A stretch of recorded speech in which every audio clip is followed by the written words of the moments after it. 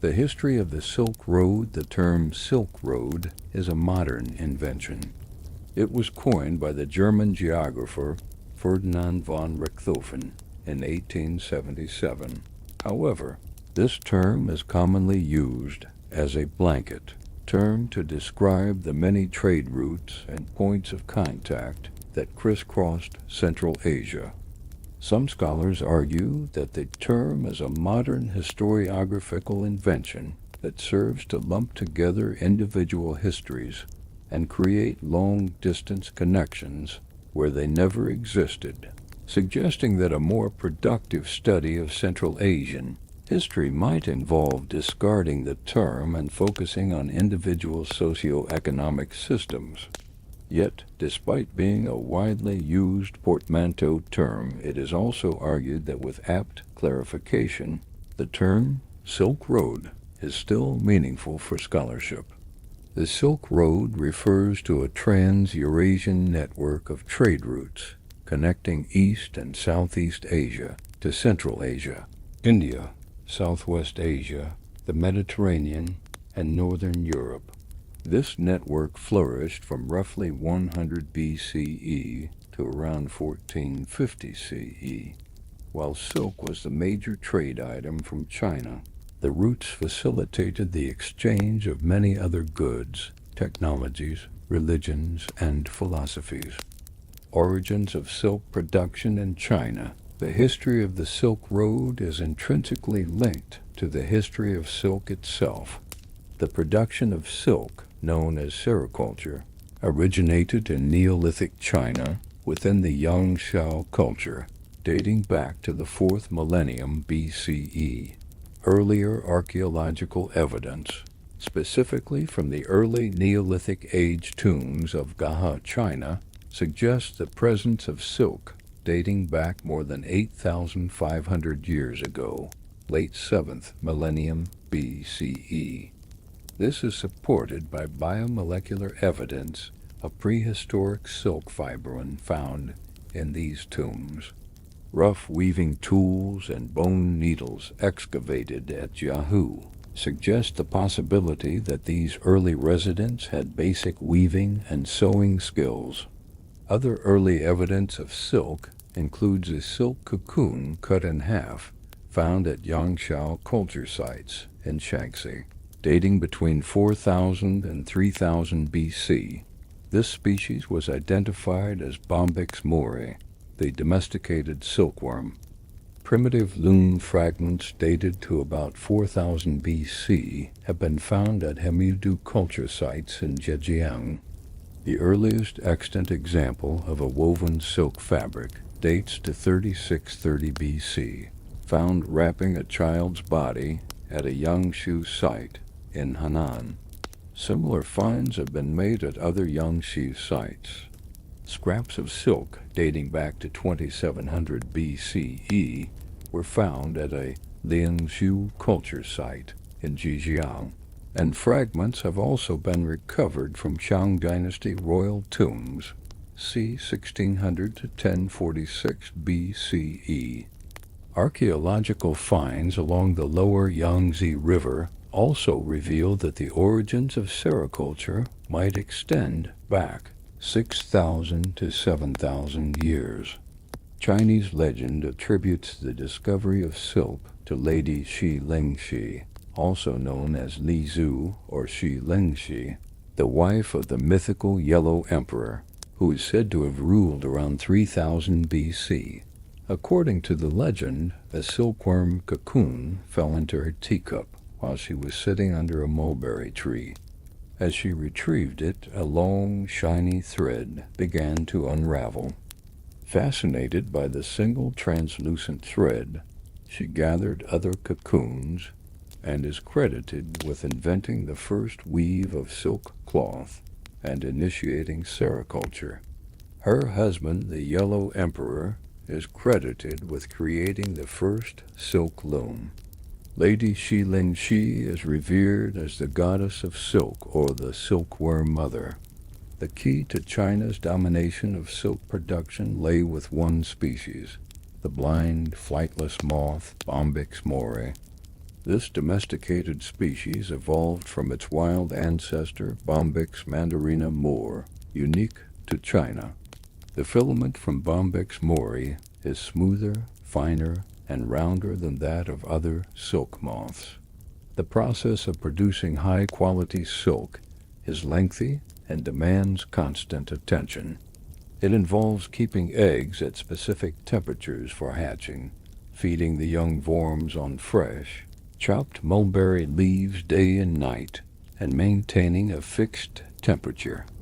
The worms are also protected from loud noises, drafts, strong smells, and even sweat odor. After storing enough energy, the silkworms spin a cocoon around themselves for 3 or 4 days, producing a jelly-like substance that hardens on contact with air. Each cocoon consists of a filament between 600 and 900 meters long.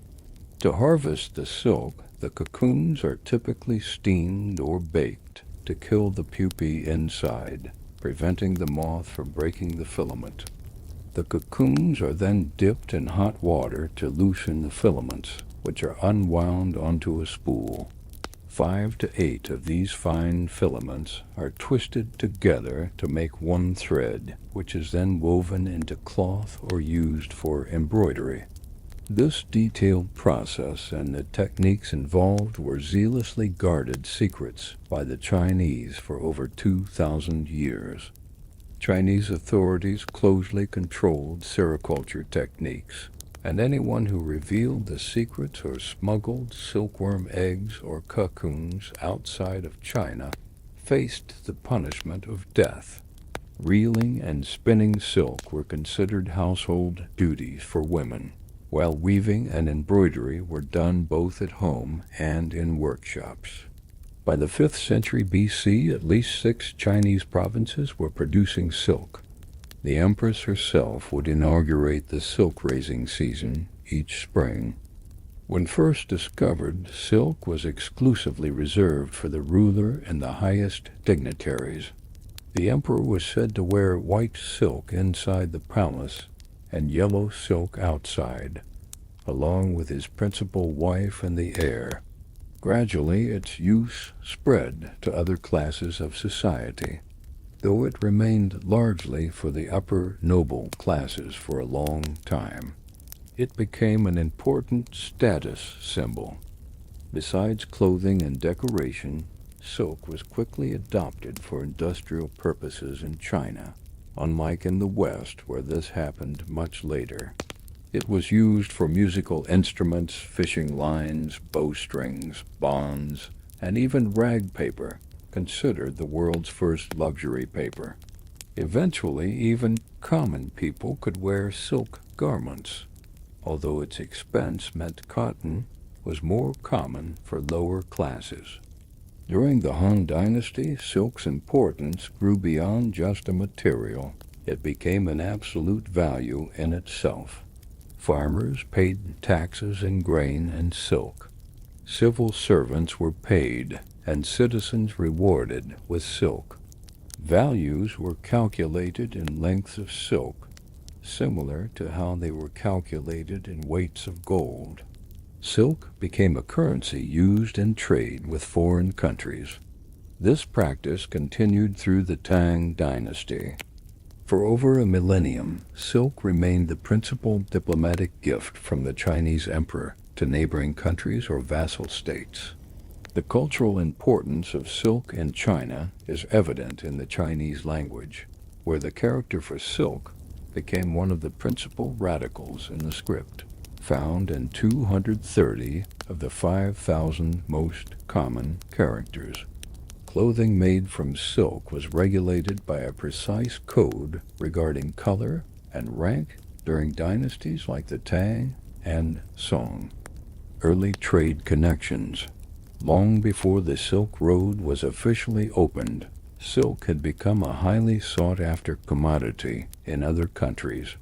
Evidence suggests the silk trade began before the routes were formally established in the 2nd century BC. For instance, silk found in the tomb of an Egyptian mummy near Thebes, dated to 1070 BC, is possibly the earliest evidence of this trade. During the 2nd century BC, Chinese Emperor Han Wudi's ambassadors traveled as far west as Persia and Mesopotamia, carrying gifts that included silks. A Han embassy even reached Baghdad in AD 97. The Greeks and Romans referred to China as Seers, the kingdom of silk or people of silk.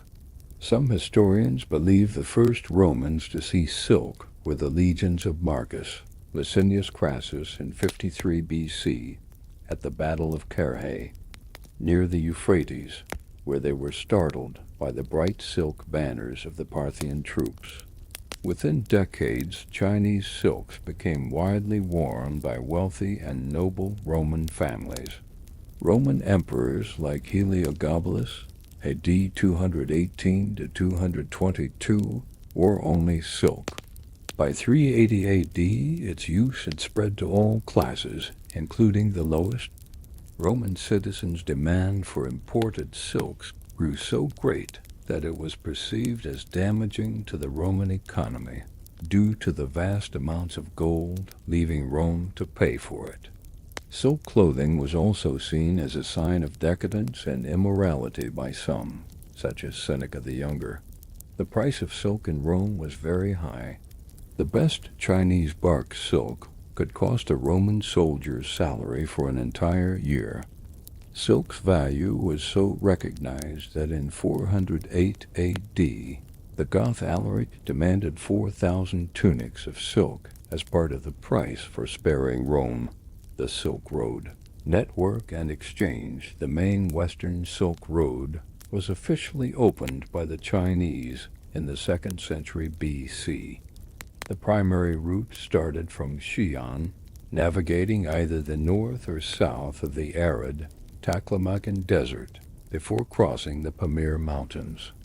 Caravans were often large, comprising 100 to 500 people, and used camels and yaks to carry goods, with camels typically carrying around 140 kilograms, 310 pounds. This overland route connected to places like Antioch on the Mediterranean coast, a journey that could take about a year from Xi'an.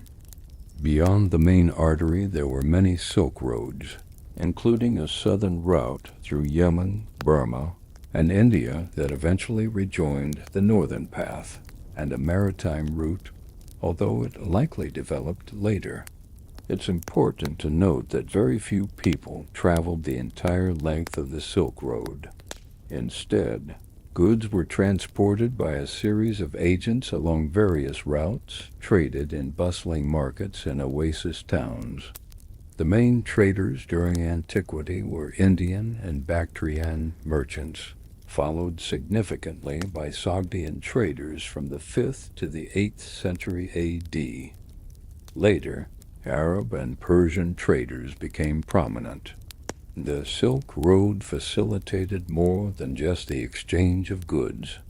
It was a conduit for technologies, religions, philosophies, and even diseases like the bubonic plague. Major religions such as Buddhism, Zoroastrianism, Christianity, and Manichaeism spread along these routes. The sources highlight that the Silk Road was not simply a commercial highway.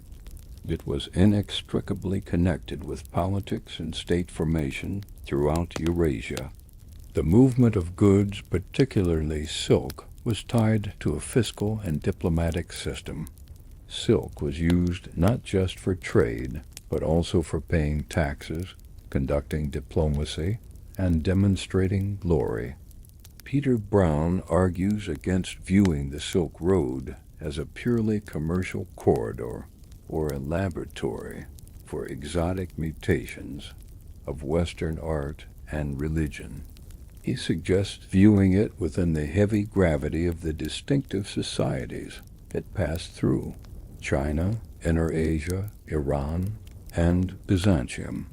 He notes the inextricable link between commerce, politics, and state formation.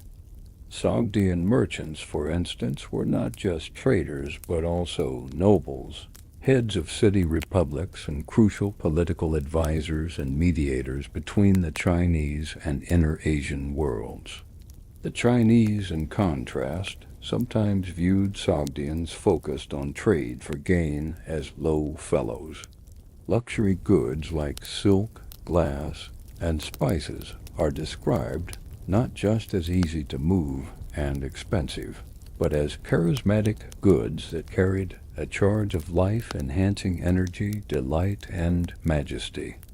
Glass, for example, was not well produced in China, but was treasured there, bringing with it the magic of purity from the unimaginably far West. Spices from the East were fantasized about in the medieval West, associated with paradise. The trading along the Silk Road can be seen as a form of archaic globalization, where rulers and aristocrats prized difference in goods and people, collecting them rather than merely consuming. This archaic globalization was driven by constant diplomacy and warfare, rather than the invisible hand of the market. Encounters between elites often took place in magical middle grounds, carefully constructed environments that consciously juxtaposed local and exotic elements. Religious exchange was a significant aspect. Zoroastrianism, originating in Central Asia, was carried by Sogdians to China. It became the dominant religion of pre-Islamic Iran before being marginalized by Islam. Sogdian communities established temples and practiced their religion in cities across Xinjiang and into China. By the 6th century, Zoroastrianism gained official Chinese recognition, maintaining this status into the Tang period. Their funerary art, found in tombs in China, provides valuable visual documentation of Zoroastrian, or Mazdian, practices, including the Sagdad ritual viewing the deceased by a dog, and depictions of the Chinvat Bridge and the Dina. These Sogdian practices sometimes differed from Sasanian Iranian Zoroastrianism, incorporating local elements. Manichaeism, another religion that spread along the Silk Road, became the established religion of the Uyghur Kingdom for some centuries.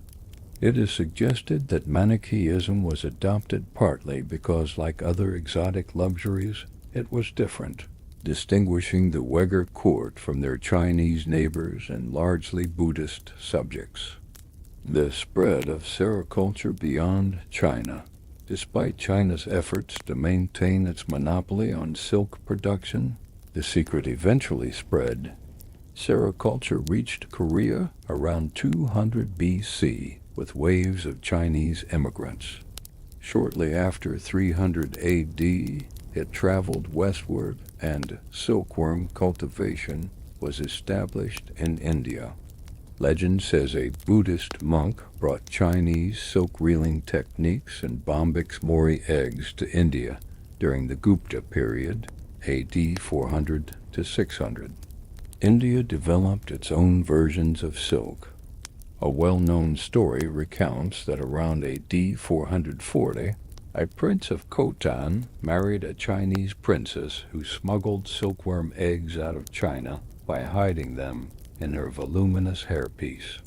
Khotan, however, kept the secret to itself to protect its market. The most famous story of the secret spread to the West involves the Byzantine Empire. Around AD 550, two Nestorian monks are said to have appeared at Emperor Justinian's court in Constantinople with silkworm eggs hidden in their hollow bamboo staves. Under their supervision, the eggs hatched, allowing Byzantium to establish its own silk industry. The Byzantine church and state created imperial workshops, maintaining a monopoly on production and keeping the secret within the empire. Byzantine silk became known for its high quality, employing techniques learned from the Sasanian Persians. By the 6th century, the Persians had also mastered silk weaving, developing their own patterns. With their conquests, the Arabs spread sericulture across the Mediterranean shores, leading to its development in North Africa, Andalusia, Sicily, and southern Italy. Mulberry trees were introduced to southern Italy by the Byzantines by the end of the 9th century. Catanzaro in Calabria became an early center of silk production in Italy between the 9th and 11th centuries, its silk supplying much of Europe. Silk production began in Italy more broadly around the 13th century, aided by the arrival of skilled silk weavers, some brought from Constantinople following the Second Crusades and others, perhaps due to the sack of Constantinople in 1204, which led artisans to leave the city and settle in places like Italy and Avignon. Italian city-states like Lucca, Genoa, Venice, and Florence became major centers, increasing production to satisfy the demand for luxury fabrics, especially after the decline of Italian trading posts in the Orient reduced the import of Chinese styles. Florence alone had 84 workshops and at least 7,000 craftsmen in 1472. France also aimed to develop its own silk industry to reduce its trade deficit with Italian states. King Louis XI attempted to establish a national silk industry in Lyon in 1466, bringing in Italian workers, notably from Calabria. A royal charter was granted to merchants in Lyon around 1535, and the city was granted a monopoly on silk production in 1540.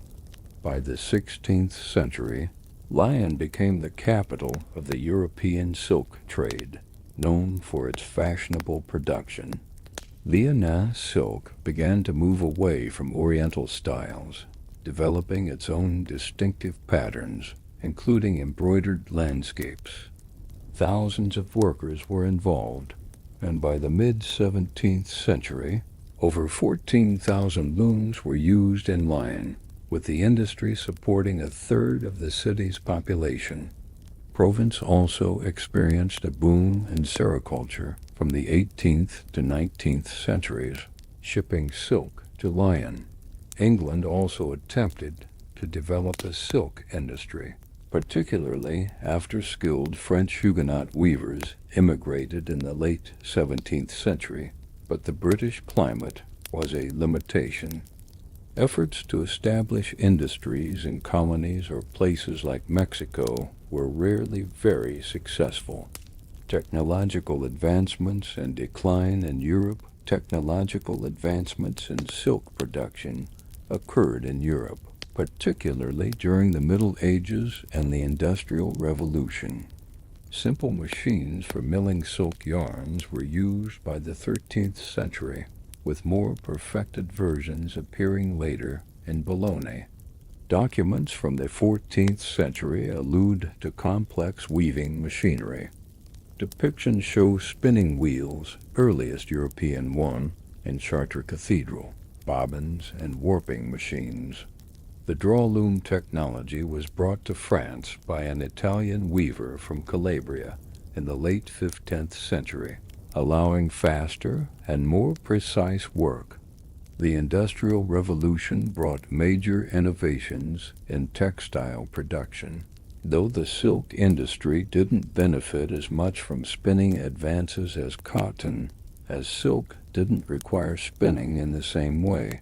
However, weaving technology improved. Bouchon and Falcon's punched card loom appeared in 1775, improved by Vaucanson, and eventually leading to the revolutionary jacquard loom developed by Joseph Marie Jacquard.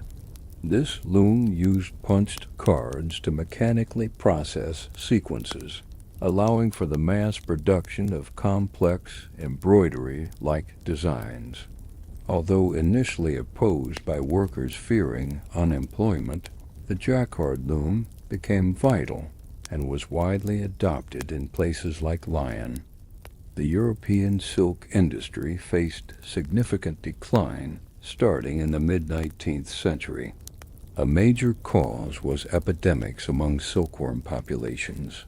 In 1849, a disease caused silk crops to fail in France, spreading rapidly to Italy, Spain, Syria, Turkey, and China. Scientists like Agostino Bassi identified the parasitic fungus causing white muscardine disease, helping producers prevent its transmission. Louis Pasteur investigated other diseases between 1865 and 1870, identifying pebrine and flacherie caused by a microsporidia and a viral infection, respectively, and providing recommendations that helped revive production. However, other factors contributed to the decline. The price of silkworm cocoons increased, the importance of silk in bourgeois garments decreased, and competition from Asian imports grew. The opening of the Suez Canal in 1869 lowered the price of importing Asian silk, particularly from China and Japan. While Lyonnais silk production became industrialized, handlooms disappeared. The rise of synthetic fibers also played a significant role. In 1884, Hilaire de Chardonnay invented viscose, an artificial silk, followed by other synthetics like nylon and polyester in the 20th century. These imitation silks were cheaper and easier to care for, reducing silk's prevalence worldwide. Modern era. In the 20th century, Japan and China regained their earlier dominant roles in silk production. Modernization in Japan made it the foremost producer in the early 20th century, exporting a large percentage of the world's raw silk. Italy managed to rebound from the earlier crises, but France did not fully recover. Urbanization in Europe led agricultural workers to leave silk growing for factory jobs, and raw silk was imported from Japan to fill the gap. Asian countries transitioned from exporting raw materials to exporting more finished garments. During World War II, silk supplies from Japan were cut off, leading Western countries to find substitutes like nylon for products such as parachutes and stockings. Even after the war, silk did not fully regain many markets, although it remained an expensive luxury product. Japan remained the world's foremost exporter of raw silk until the 1970s.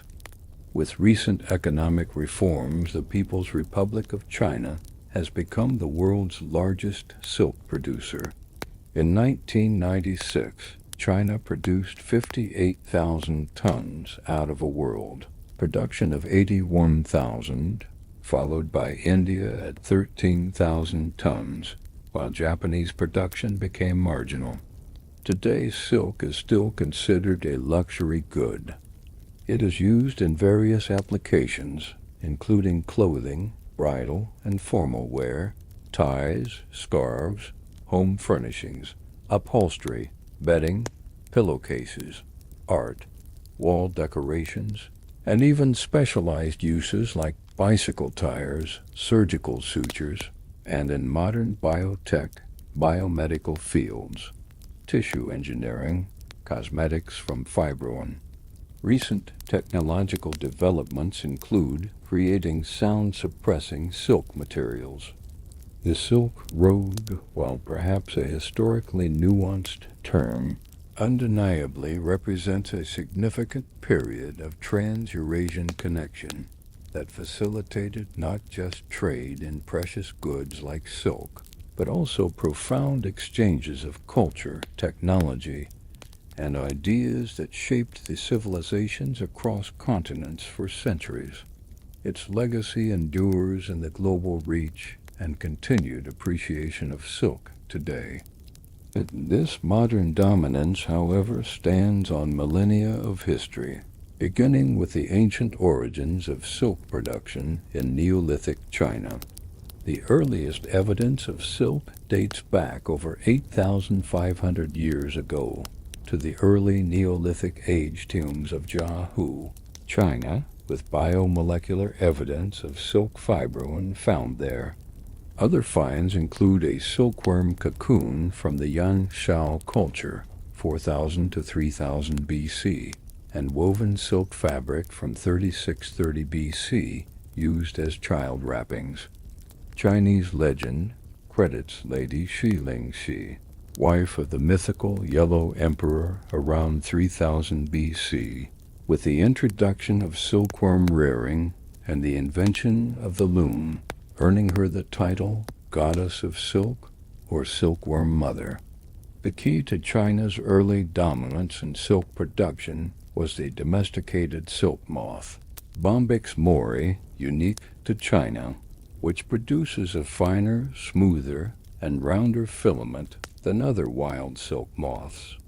Producing high-quality silk was a lengthy process requiring constant attention, and the Chinese developed secret methods for maintaining specific temperatures for eggs and worms, and perfecting their mulberry leaf diet. This knowledge was zealously guarded for over 2,000 years, with punishments including death for anyone who revealed the secrets or smuggled silkworm eggs or cocoons outside China. Initially, silk was reserved exclusively for the emperor and the highest dignitaries as a symbol of great wealth, and even its color denoted social class during the Tang dynasty. Over time, it became more widely used, even for industrial purposes like musical instruments, fishing lines, bowstrings, and as the world's first luxury rag paper. During the Han Dynasty, silk transcended its material use, becoming an absolute value used to pay taxes, civil servants, and reward outstanding services, functioning as a currency in trade with foreign countries. Despite the rigorous secrecy, the Chinese monopoly on silk production eventually faltered. Sericulture reached Korea around 200 BC, with Chinese immigrants, and Japan by 300 AD, reportedly via 4 Chinese girls sent to teach weaving. Knowledge of silk production also spread to India shortly after 300 AD, with a Buddhist monk credited for bringing Chinese reeling techniques and Bombyx mori eggs around 400 to 600 AD. A famous legend recounts how a Chinese princess promised to the king of Khotan around AD 440 or early 1st century AD, smuggled silkworm eggs by hiding them in her voluminous hairpiece. Later, around AD 550, 2 Nestorian monks appeared at the Byzantine Emperor Justinian's court with silkworm eggs hidden in hollow bamboo staves, allowing Byzantium to establish its own silk industry and undercut the market for ordinary-grade Chinese silk. By the 6th century, Persians also mastered silk weaving, developing their own patterns and techniques. In Europe, Italy began significant silk production in the 13th century with skilled weavers from Constantinople, and France established its national silk industry in Lyon in 1466. The term Silk Road, Seidenstrassen, was coined by the geographer Ferdinand von Richthofen in the 19th century. While widely used, some scholars argue it is a modern historiographical invention that oversimplifies the complex and often disconnected histories of trans-Eurasian interactions, suggesting it lumps together individual histories and creates long-distance connections where they never existed. It's crucial to remember that there were many silk roads, including a maritime route that opened later.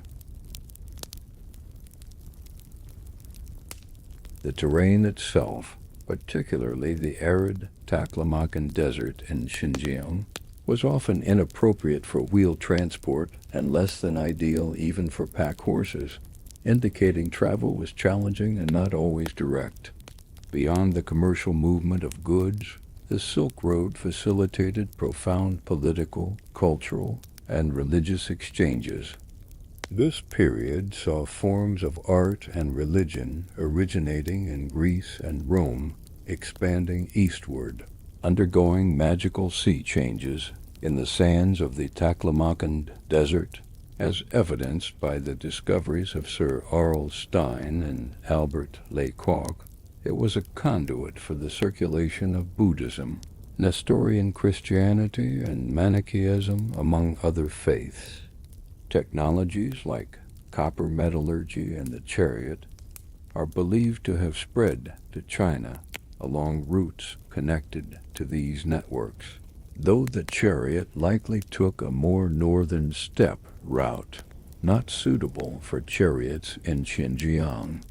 Peter Brown characterizes the interactions along the Silk Road as a moment of archaic globalization, where charismatic goods like silk and exotic glass were not just commodities, but carried a charge of life-enhancing energy, delight, and majesty. Rulers and aristocrats would collect these differences in goods, learned servants, animals to make themselves stand out. Diplomatic meetings, rather than bustling bazaars, were often the most intense venues for such exchanges, where elements from different cultures were consciously juxtaposed to create magical middle grounds. This was a system driven by constant diplomacy and warfare, not solely the invisible hand of the market. The game of the glory of the kings was paramount, with Byzantium, Iran, and China accepting a world of many kingdoms, each ranked in complex hierarchies. This distinct cultural, religious, and diplomatic life along the Silk Road flourished with great vividness between 300 and 700 CE, before the rise of a universal religion, Islam, changed the dynamics of the region after the 7th century, leading to the fall of Persia and the containment of Byzantium. The modern appreciation of silk and its global reach today are a testament to the enduring impact of these ancient connections. The modern appreciation of silk and its global reach today are a testament to the enduring impact of these ancient connections. However, the very term we use to describe this historical network, the Silk Road, Seidenstrassen, was a relatively recent coinage by German geographer Ferdinand von Richthofen in the 19th century. While widely adopted, some scholars argue it is a modern historiographical invention that oversimplifies the complex and often disconnected histories of trans-Eurasian interactions, suggesting it inaccurately lumps together individual histories and creates long-distance connections where they may not have continuously existed. It's crucial to understand that there were many Silk Roads, not just a single continuous highway. These included a significant maritime route that opened later in history. Travel along these routes was inherently challenging. The terrain, particularly the arid Taklamakan Desert in Xinjiang, was often inappropriate for wheel transport and less than ideal even for pack horses. Beyond the commercial movement of goods, the Silk Road facilitated profound political, cultural, and religious exchanges. This period witnessed forms of art and religion originating in Greece and Rome, expanding eastward, undergoing what has been described as magical sea changes in the sands of the Taklamakan Desert, as evidenced by discoveries made by explorers like Sir R.L. Stein and Albert Lecoq. It served as a conduit for the circulation of Buddhism, Nestorian Christianity, and Manichaeism, among other faiths. Technologies, such as copper metallurgy and the chariot, are believed to have spread to China along routes connected to these networks. However, the chariot likely followed a more northern steppe route, as the terrain in Xinjiang was unsuitable for chariots.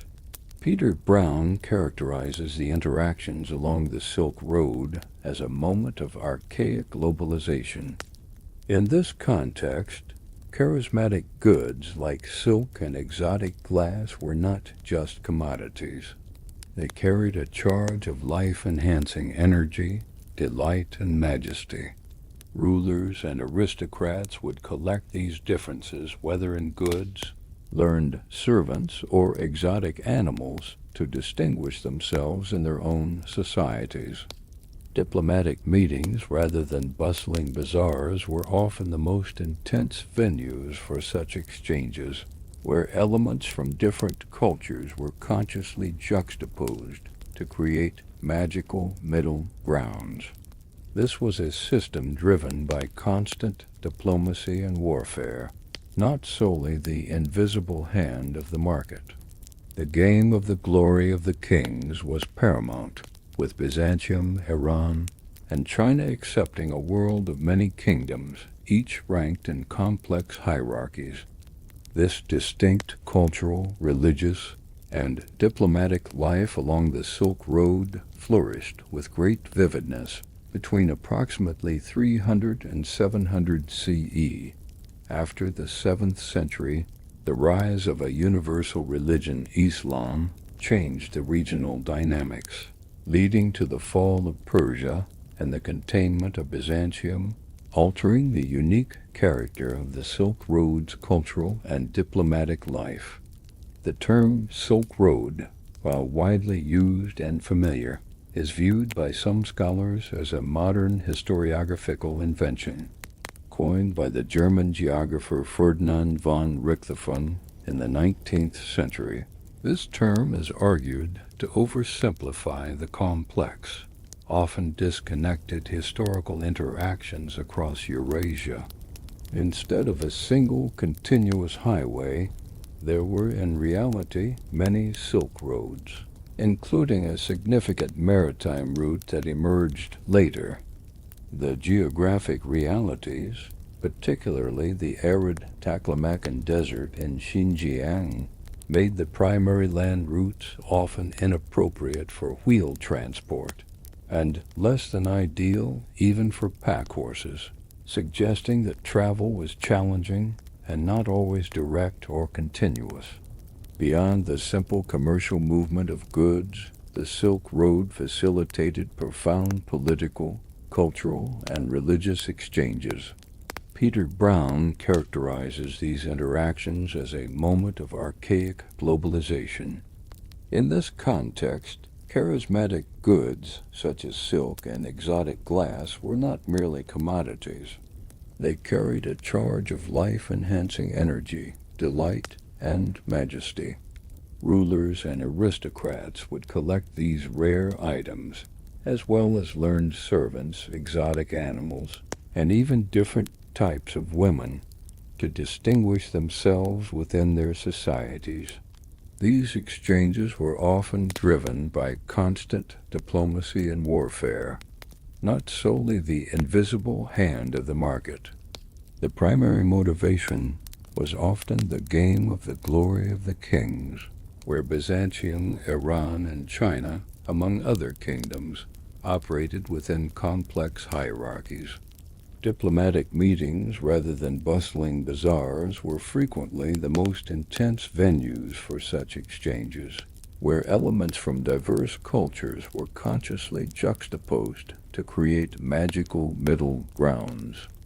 The Silk Road served as a crucial conduit for the circulation of major religions, including Buddhism, Nestorian Christianity, and Manichaeism. For instance, Zoroastrianism, potentially the earliest living religion today, was primarily spread along the Silk Road by the Sogdians from the 4th to the 9th century CE, extending into China. The Sogdians, while known as master traders, were also deeply entangled in the political and social structures of the regions, acting as political advisors and mediators between China and Inner Asia. Furthermore, the Silk Road facilitated the spread of various technologies. Copper metallurgy technology, for example, likely reached China from the west, either along the Silk Road or more probably via the steppe route.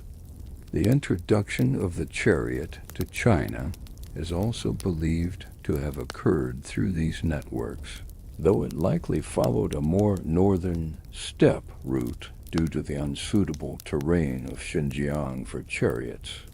This distinction between the Silk Road, Tarim Basin region, and the steppe lands is important for understanding the different vectors of early east-west connections. The legacy of the Silk Road, despite the academic nuances of its terminology, endures not only in the continued global appreciation of silk, but also in the profound and lasting cultural and technological interconnections it fostered across continents for centuries. Conclusion of previous turn. The very term Silk Road, Seidenstrassen, despite its common use, is considered by some scholars to be a modern historiographical invention, coined by German geographer Ferdinand von Richthofen in the 19th century. Conversation History 192, 197.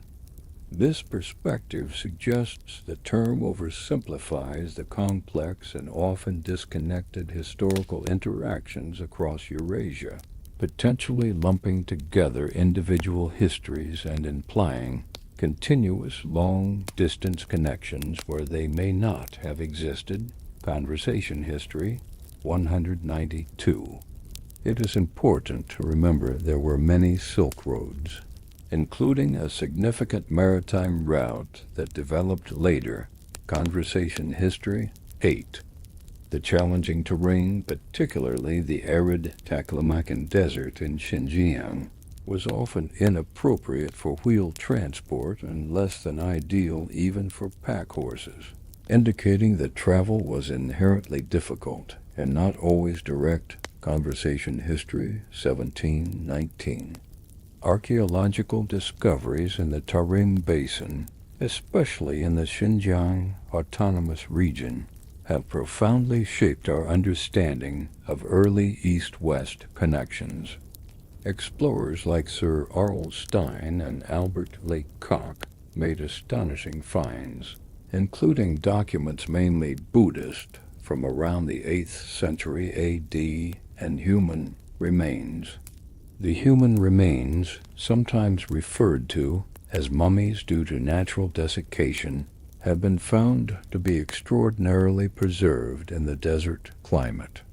Among the most surprising linguistic discoveries was the decipherment of the Tocharian language from these documents, revealing it to be an Indo-European language found so far to the east.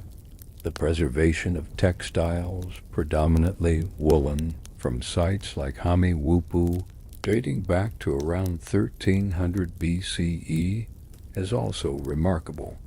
Beyond the commercial movement of goods, the Silk Road facilitated profound political, cultural, and religious exchanges, a period Peter Brown characterizes as archaic globalization. Conversation History 198-201. In this context, charismatic goods like silk and exotic glass were not just commodities. They carried a charge of life-enhancing energy, delight, and majesty, collected by rulers and aristocrats to distinguish themselves. Conversation History 200-201. These interactions were driven by constant diplomacy and warfare, not solely the invisible hand of the market. Conversation History 205. Diplomatic meetings were often the most intense venues for such exchanges, where elements from diverse cultures were consciously juxtaposed to create magical middle grounds. Conversation History 202, 203. The circulation of major religions was a key aspect of these routes. Zoroastrianism, considered by some to be the earliest living religion today, was primarily spread along the Silk Road by the Sogdians from the 4th to the 9th century CE, extending into China. The Sogdians were not only master traders, but also significant political advisors and mediators between China and Inner Asia. Their homeland, Sogdiana, lay between the Amu Darya and Sir Darya rivers, encompassing ancient cities like Bukhara and Samarkand. Zoroastrianism was the official religion of the Sasanian dynasty from the 3rd to mid-7th century CE, extending into Afghanistan and Iraq. Evidence of Zoroastrian practice among Iranian adherents and some Chinese, notably in royal households, is found along the Silk Road, particularly from Chinese tombs of Sogdian merchants. These tombs provide unique visual documentation of Zoroastrian rituals and beliefs, such as the Sagdid viewing by the dog and funerary practices, which might otherwise only be known through texts. The Sogdians were also instrumental in translating many Buddhist texts from India into China, and their language became the lingua franca of the Silk Road. The Silk Road also facilitated the spread of technologies. Copper metallurgy technology likely reached China from the west, either along the Silk Road or more probably via the steppe route. As early as 1500 BC, the chariot is believed to have spread to China through these networks, originating from sites like Sintashta around 2000 BC. However, the chariot likely followed a more northern steppe route, as the terrain in Xinjiang was unsuitable for chariots. This highlights the importance of distinguishing between the Silk Road, Tarim Basin region, and the steppe lands for understanding early east-west connections. Similarly, the first mounted warriors appeared in the steppe lands around 1000 BCE, with significant evidence emerging from the Andronovo culture and later Scythian-type tombs. Earlier unsolved mysteries include the simultaneous appearance of broom corn millet before 5000 BCE in China, Western Asia, and Europe, and the finding of hexaploid bread wheat in China, which is understood to originate in the West. While independent domestication of millet is a possibility, the long-distance connections required for its spread at such an early date remain unclear. Similarly, the spread of textile and weaving techniques, like the use of the heddle, also shows parallels between East and West around 5000 BC, suggesting widespread, albeit not fully understood, early connections. The history of silk production and its global spread is a testament to China's early innovation and eventual breaking of its monopoly. Sericulture originated in Neolithic China, with evidence dating back more than 8,500 years ago from Jiahe. The Chinese fiercely guarded the secret of sericulture, with penalties for revealing it or smuggling silkworm eggs or cocoons punishable by death. However, this monopoly eventually faltered. Korea began manufacturing silk around 200 BC due to Chinese immigrants. India gained sericulture knowledge around 300 AD, possibly through a Buddhist monk who smuggled Bombyx mori silkworm eggs. Khotan, modern Haitian, acquired silkworm eggs around 440 A.D., allegedly smuggled by a Chinese princess in her hairpiece. The Byzantine Empire obtained silkworm eggs around 550 A.D., when two Nestorian monks smuggled them in hollow bamboo staves to Emperor Justinian's court, leading to the establishment of imperial workshops and a significant silk industry in the Middle East. The Byzantines developed their own high-quality silk, though Chinese luxury silk still commanded high prices. Persia mastered silk weaving by the 6th century, developing unique patterns and techniques. Italy started silk production around the 13th century, with 2,000 skilled weavers introduced from Constantinople, and later became a major European producer. France followed in the 16th century, with King Louis XI establishing a national silk industry in Lyon, inviting Italian weavers from Calabria, and developing its own distinctive styles. Over the centuries, the Industrial Revolution brought significant changes to silk production. While innovations in cotton spinning made cotton cheaper, new weaving technologies like the jacquard loom increased the efficiency of silk cloth production, allowing for mass-produced, highly detailed designs. However, the European silk industry faced a decline due to epidemics among silkworm populations like pebrine and flacherie, identified by Louis Pasteur, which devastated crops. The opening of the Suez Canal in 1869 also reduced the price of importing Asian silk, particularly from China and Japan. The invention of artificial silk, such as viscose, further reduced the prevalence of natural silk. In the 20th century, Japan and China regained their dominant roles in silk production. After World War II, synthetic fibers like nylon replaced silk in many applications, and while silk remained a luxury product, it did not regain its former widespread use. Today, the People's Republic of China is once again the world's largest producer of silk, followed by India.